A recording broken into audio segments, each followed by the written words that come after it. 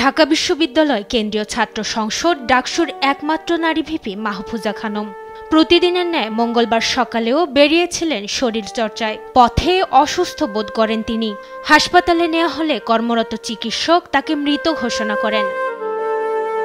বুধবার সকালে কেন্দ্রীয় শহীদ মিনারে তার প্রতি রাষ্ট্রীয় সম্মাননা প্রদান করে বাংলাদেশ পুলিশের একটি দল।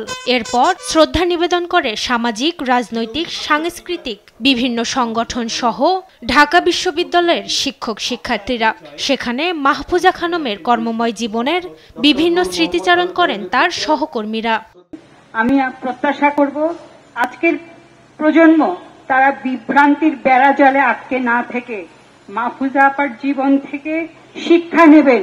প্রথম যখন ঢাকা নিতে আসতো তখন আমি ইঞ্জিনিয়ারিং কলেজ থেকে পাশ করে বেরোচ্ছি শেষের দিকে, তখন মাঝে মাঝে ওর সঙ্গে যেতাম ওই বিভিন্ন মিছিল মিটিংয়ে। এরকম বহু গুণ সম্পন্ন একজন মানুষের সাহচর্য পেয়ে আমাদের মতো নগণ্য মানুষেরা কিন্তু তার চলে যাওয়া আমাদের জন্য একটি বড় জায়গা খালি হয়ে গিয়েছে।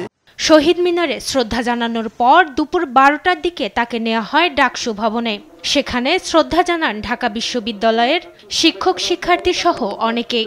বাদ জোহর ঢাকা বিশ্ববিদ্যালয় কেন্দ্রীয় জামে মসজিদে তার দ্বিতীয় জানাজা অনুষ্ঠিত হয়।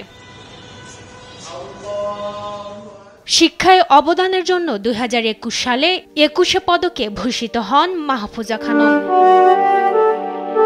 মাকদুরা মিতি, দেশ টিভি, ঢাকা।